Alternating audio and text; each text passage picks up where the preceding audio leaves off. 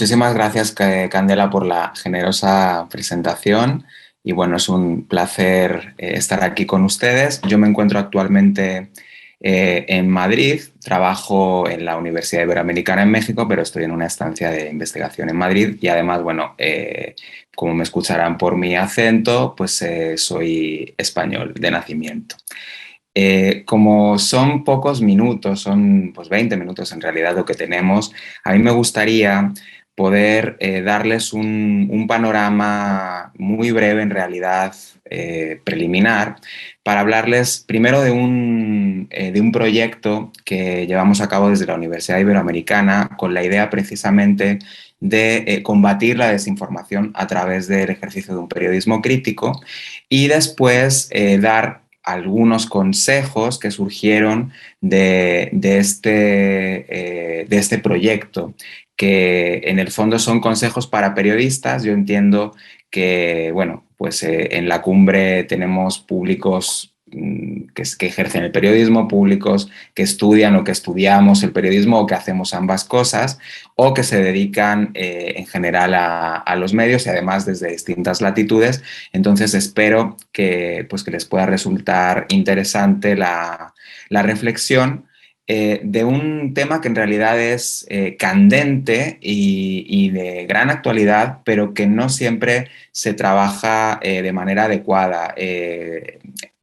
Muchas veces escuchamos, por lo menos en medios, incluso en congresos, y de hecho celebro que este congreso use la palabra desinformación porque soy de los que coinciden en que es la manera adecuada de nombrarlo.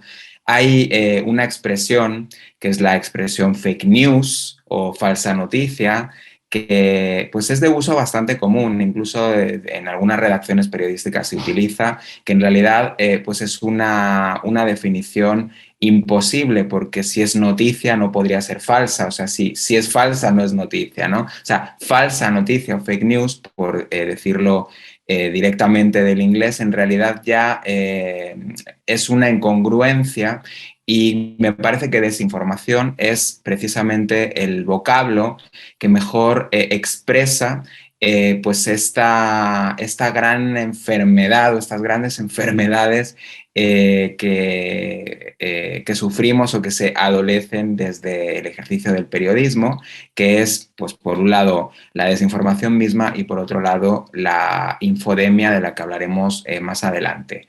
La temática o la preocupación por la desinformación ha existido siempre.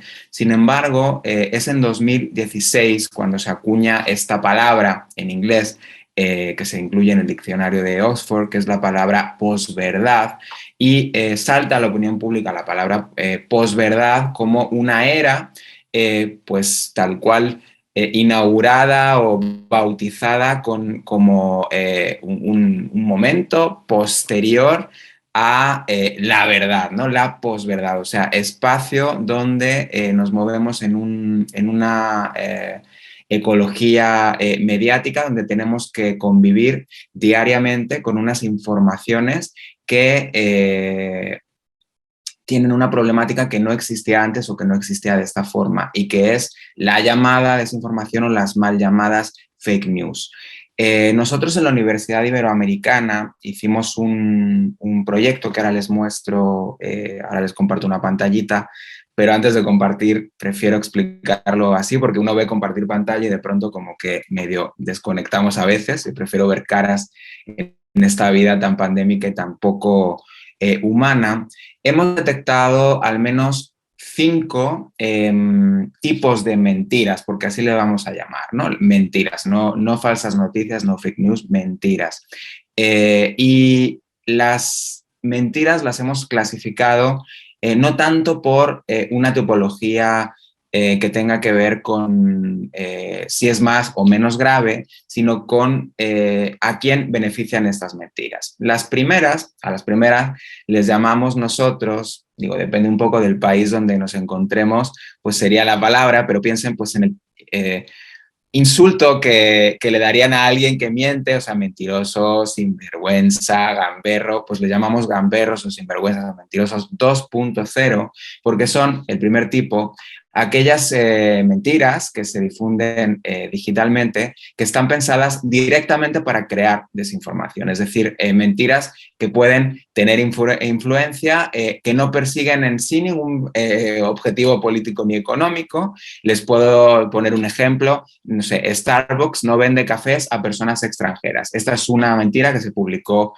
en redes y que saltó a los medios. Por supuesto, esto es algo que publicó alguna persona, que no es que tuviera un fin político particular, es casi pues una, como quien hace un graffiti en un monumento, sin embargo pueden llegar a generar pues un efecto dominó bastante grave, ¿no? No benefician a nadie, aunque sí pican bastante, pero no, digamos, no hay una entidad o no hay una gran complejidad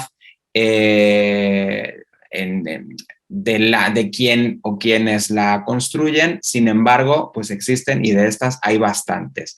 La segunda tiene que ver con el beneficio del clic, o sea, estas webs que han publicado, de hecho esto ha pasado muchísimo durante la pandemia, teorías de la conspiración del COVID o del coronavirus, que han tenido millones de clics que se traducen en dinero, en millones de dólares, simplemente generando informaciones que o son parciales o son directamente falsas, pero que se benefician de pues del algoritmo y tal cual del dinero que surge cuando le damos clic a algo. El tercer tipo son las mentiras para lograr desestabilización política. Estas existen y además, estas lo que buscan es confundir a las audiencias pues con un exceso de información sobre un tema. O sea, si alguien se mete en un buscador, en Google, a buscar algo y encuentra que hay 40 informaciones iguales, eso le puede generar a un público, a un lector, la sensación de que lo que está leyendo debe ser verdad, ya que todo el mundo o aparece en muchos sitios. Ahora, este tipo de mentiras buscan generar descontento contra un gobierno y contra sus políticas y ejemplos. Pues, por ejemplo, los inmigrantes reciben más beneficios que las personas nacionales de cualquier país. Aparte, esto ha sucedido en cualquier país que podamos nombrar, ¿no? Entonces, hay que cerrar las fronteras. Esto suele estar ligado, este tipo de noticia, esta en particular, pues a ultraderecha, ¿no? O sea, generan desestabilización política, incluso económica, y además las bolsas son sensibles a este tipo de informaciones, o sea, se puede ver afectada una divisa por una información así.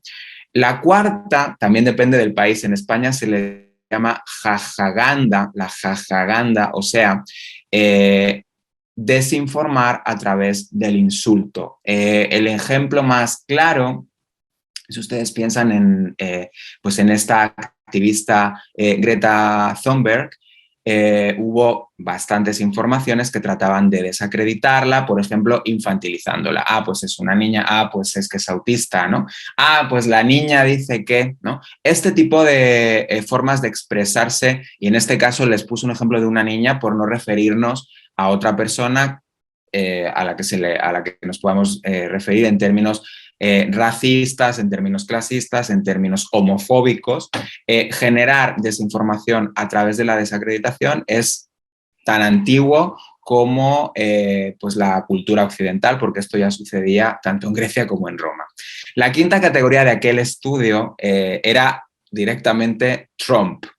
Claro, estamos hablando de 2020 y bueno, casi que entraba en una categoría única, aunque en realidad la podríamos incluir dentro de pues la tradición de las mentiras o de las mentiras que tienen que ver en el fondo con, o sea, que podríamos irnos hasta Goebbels y a las mentiras del fascismo para encontrar la tradición, ¿no? O sea, personas como o gobiernos como el de Trump, pero también de Bolsonaro, el de Salvini, en España el partido Vox, generan mentiras, incluso su propio discurso político termina por creérselas. Y bueno, pues no olvidemos que una de las razones por las que Donald Trump ganó las elecciones fue un mensaje directamente racista, ¿no? Hasta la negación del COVID. La característica de esta quinta sería más bien una mentira de líder, ¿no? O sea, es el líder dice algo, en este caso es Trump, pero podría ser cualquier otro, y entonces son mentiras de carácter mesiánico. Como lo dijo tal persona que yo admiro, debe ser verdad y por lo tanto le voy a creer, ¿ok? Esto, claro, es lo que arrojó, o esta pequeña clasificación que les comparto, surgió de un proyecto que es este. Les voy a poner la pantallita por aquí si lo logro, que se llamó Inoculaciones, Comunicación Crítica y Pandemia, proyecto de la Universidad Iberoamericana, que buscó a través del periodismo crítico tratar de combatir la desinformación, precisamente profundizando en distintas temáticas que nos interesaron en ese momento. Lo que les puedo compartir simplemente para que lo revisen y le puedan echar un vistazo son las clases magistrales que están colgadas ahí, y que si tienen tiempo y les interesa algún tema en particular, quizá les puede pues resultar interesante. Fue este proyecto, lo encuentran en la página, bueno, en el medio perrocrónico.com/inoculaciones, o si lo buscan en Google como inoculaciones, comunicación crítica y pandemia. Fueron 9 clases magistrales que, bueno, pues buscaron, como les explicaba, sobre todo combatir la desinformación, pero en el sentido que explicaré brevemente a continuación. No tanto, o desde nuestra área de investigación, no nos interesa tanto el algoritmo, sino más bien el periodismo crítico y el pensamiento crítico. Lo que hicimos aquí es invitar a ponentes para que nos hablaran de temas que nos parecían que estaban generando desinformación.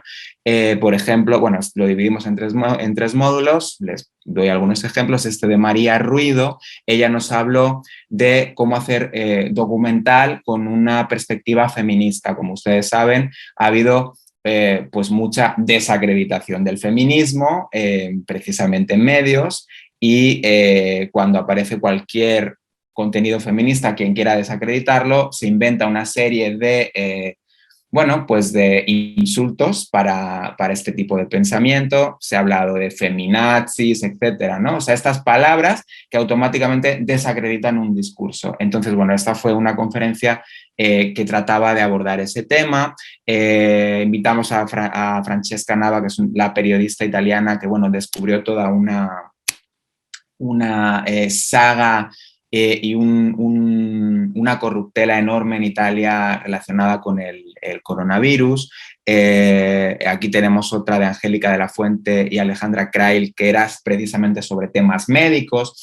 O sea, lo que hicimos en este proyecto, llamado Inoculaciones, Comunicación Crítica y Pandemia, es tratar de, a través del pensamiento crítico, invitar a ponentes y después generar un debate para tratar de combatir la desinformación, entendiendo de manera profunda, o de la profundidad que se pueda tener en una clase magistral, un tema para después tratar de pensar tanto periodísticamente como de manera investigativa académica, cómo abordar estos fenómenos. Y de aquí surgieron 20 consejos, que digo, son muchos quizá para este taller y no tenemos tanto tiempo. Yo los voy a enunciar, algunos de ellos, y tampoco quisiera ocupar todo el tiempo porque creo que sería interesante, pues si podemos conversar, aunque sean los últimos 5 minutos, pero pues en 3 minutitos les presento algunos de los consejos que surgieron de esta oportunidad, que se los pongo por acá. El primero tenía que ver con pues el gran motor del periodismo, que siempre es la curiosidad. Piensa, o sea, sospecha si te encuentras pues algo que tú sospeches que es una desinformación, pero también Si tienes curiosidad por abordar un tema, por ejemplo, pues no sé, el maltrato o la violencia contra las mujeres y tú pues eres una mujer y no has sufrido este tipo de violencias, lo más probable es que tengas inquietud por, por una necesidad de visibilizar algo. Les hablo de México, uno de los países donde hay más casos gravísimos de violencia de género y que están generalmente muy mal abordados desde el periodismo, incluso de manera bastante misógina. En este caso sería que la curiosidad sea la que mueva tu texto y no tanto las informaciones que han ido apareciendo o las desinformaciones. El segundo, bueno, cómo trabajar desde el ángulo, o sea, tratar de enunciar o de angular las informaciones de forma que no esté ya construido el ángulo, que lo pongas tú como periodista, no el que te plantea la institución o el que te plantea la institución, en este caso, que si volvemos al mismo tema, que denuncia.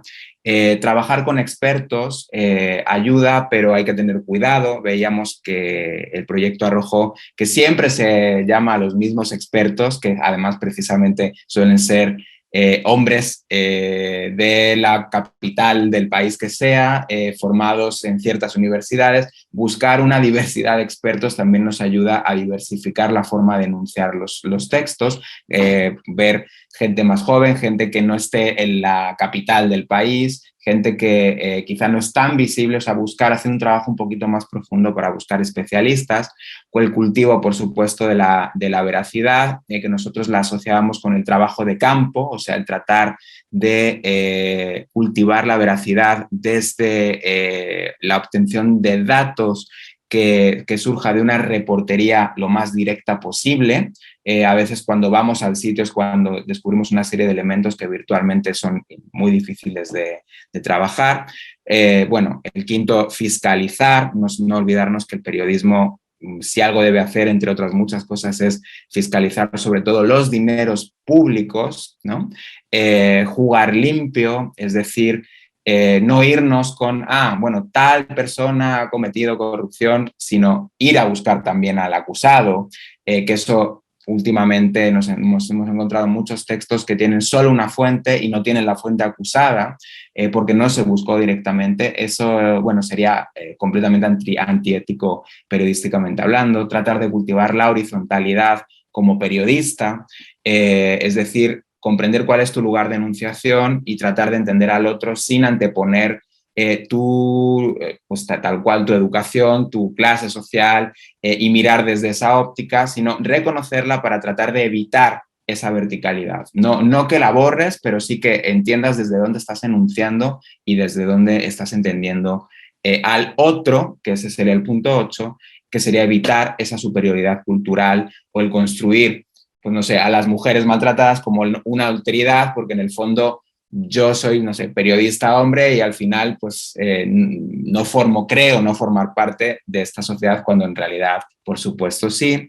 Evitar los lugares comunes. Hicimos toda una investigación donde fuimos trabajando y bajando grandes lugares comunes, sobre todo de los temas que nos interesaban, relacionados con género, con raza, ¿no? O sea, es gravísimo el tipo de lugares comunes que encontrábamos en México relacionados con la latitud mexicana de la que uno proviene, como si ser de cierto estado te diera ciertas características que además aparecían de manera literal en los textos. Encontrar esta justa medida entre la distancia y la intimidad, ¿no? O sea, nunca olvidar que el periodista no se puede hacer amigo de la fuente, pero tampoco estar tan lejos que no podamos tener una empatía con la fuente. Y el 11 y todos los demás en realidad tienen que ver con nuestro gran tema de investigación, que es la hegemonía, que es lo que nos preocupa, ¿no? O sea, no es tanto una mentira o una desinformación sobre un tema concreto, sino las desinformaciones que tienen que ver con grandes narrativas. Por ejemplo, pensar que la migración solamente se puede trabajar con los dos grandes discursos hegemónicos que hay de la migración, que es o el de la victimización, es decir, el migrante sale de su país, tuvo que abandonar el espacio porque pues digamos, las características o su vida en ese lugar pues le impedía tener una vida digna, y entonces cruza y eso lo convierte en una narrativa binaria donde esa persona en la narrativa periodística es extremadamente buena, y entonces consideramos que solo hay buenos y malos, y en ese caso el bueno es el migrante, o la otra, que sería la criminalización del migrante, que es decir, bueno, los migrantes vienen a quitarnos el trabajo y entonces el migrante es malo, ¿no? Encontramos estas narrativas binarias en temáticas sobre todo relacionadas con migración, pero también en temáticas relacionadas con género, con violencia contra las mujeres, con temáticas de homofobia y, bueno, dentro del COVID, igualmente el trato o sea, el abordaje de la enfermedad en términos de la medicina, pues encontrábamos narrativas donde la enfermera era pues esa gran salvadora, entonces era construida como la heroína, o al contrario, ¿no? O sea, esas narrativas binarias al final son una manera de traducir estos estereotipos que surgen de las hegemonías. Recordemos que al final la hegemonía pues es la plataforma ideológica que nos permite movernos en nuestro mundo. O sea, la hegemonía la aprendemos y hay ciertos comportamientos que todos y todas tenemos, y a partir de ahí construimos la narrativa periodística. Digamos que todos los otros 9, porque todos tienen que ver con hegemonía, ¿no? O sea, no hacer falsas relaciones causa-efecto, tener cuidado con la diferencia entre un recuerdo y la licencia narrativa que yo creo como periodista. O sea, pensar que lo que, no sé, Candela recuerde es la verdad, bueno, no es pues es su recuerdo, los recuerdos pueden ser parciales, ¿no? Igual tener cuidado con el lenguaje, dejar que las fuentes hablen y hablen como ellas hablan, que no les pongamos prosa, no olvidar que el periodismo es un servicio a la sociedad y que al final el servicio no es a tu medio, sino a la sociedad, y ver hasta qué grado beneficia a una sociedad el trabajo que estamos haciendo.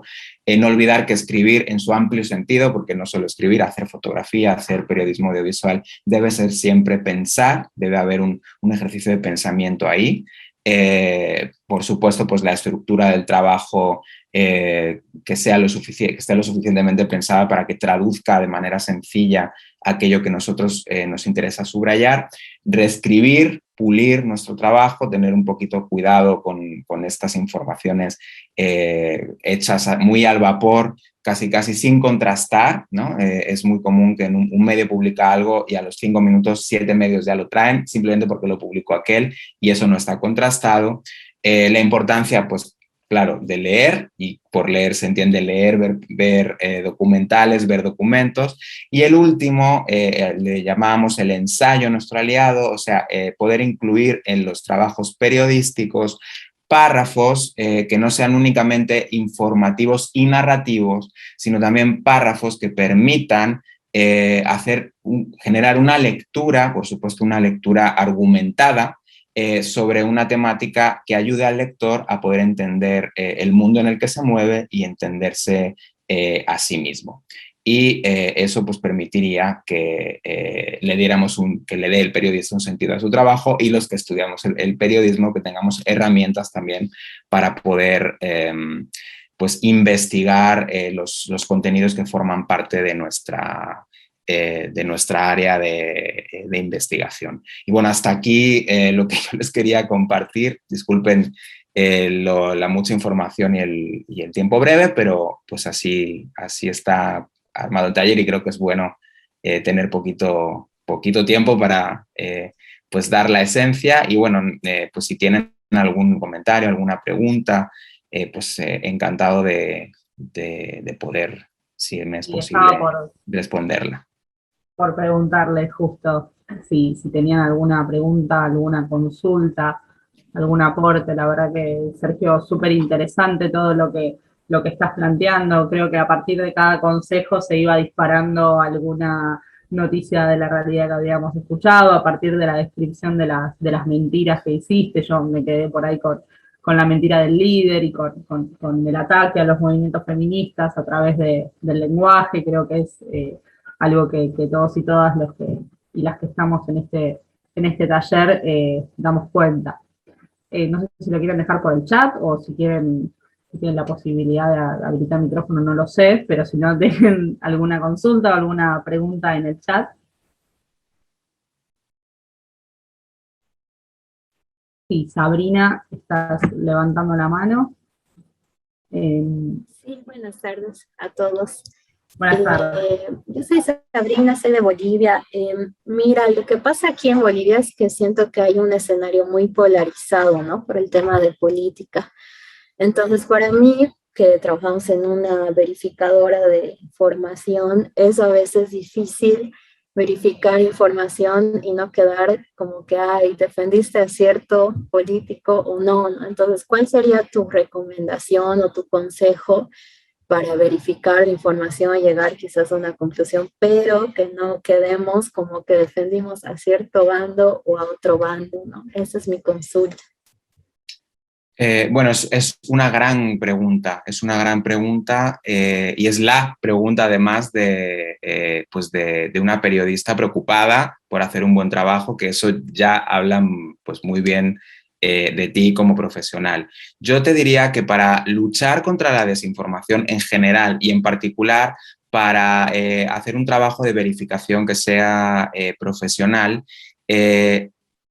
es tan sencillo y en realidad tan complejo como hacer un periodismo que esté basado en hechos, o sea, poder diferenciar entre hecho e interpretación de un hecho. Esto no es fácil, ojo, porque hasta dónde llega el hecho y hasta dónde llega la óptica con la que se ha narrado este hecho. De hecho, la historia misma, si tú te lees un párrafo de un libro de historia, parecería que es un hecho y en realidad no hay que olvidar que la historia pues la cuenta el vencedor, ¿no?